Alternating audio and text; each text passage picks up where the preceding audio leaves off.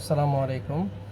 আমি আজকে আপনাদের দেখাবো কিভাবে পেন ড্রাইভ থেকে আপনার ফটোকপি মেশিন থেকে আপনি প্রিন্ট আউট বের করতে পারবেন। যেমন এই একটা জেপিজি ফাইল দেখতে পাচ্ছেন, যেটা হচ্ছে একটা জেপিজি ফাইল আকারে আছে, একটা A4 সাইজের একটা লেখা আর কি।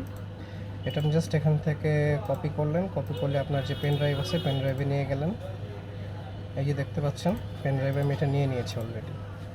একটা জিনিস মাথায় রাখবেন, আপনি শুধুমাত্র জেপিজি ফাইল প্রিন্ট করতে পারবেন ফটোকপি মেশিন থেকে।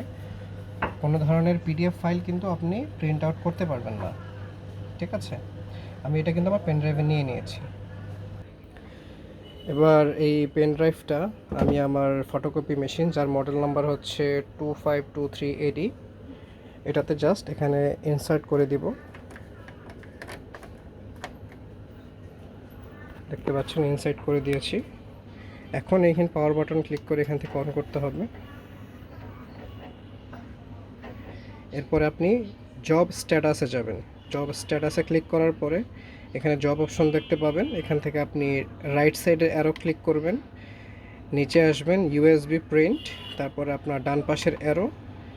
এরপর আপনি দেখতে পাচ্ছেন আমি আপনাকে যে জেপিজি ফাইলটা দেখিয়েছিলাম কম্পিউটার স্ক্রিনে, সেটা কিন্তু এখানে শো করছে।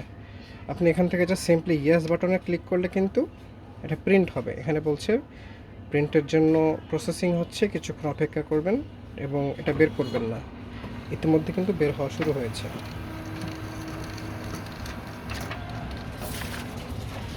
দেখতে পাচ্ছেন কম্পিউটার স্ক্রিনে আপনাকে যেটা দেখিয়েছিলাম সেটা কিন্তু খুব সহজেই প্রিন্ট আউট হয়ে বের হয়ে গিয়েছে একটা ইউএসবি পেন ড্রাইভের মাধ্যমে।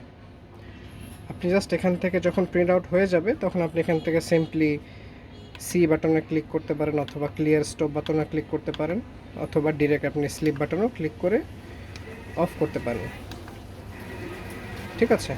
সিম্পলি এখান থেকে এটা বের করে ফেলবেন। ধন্যবাদ।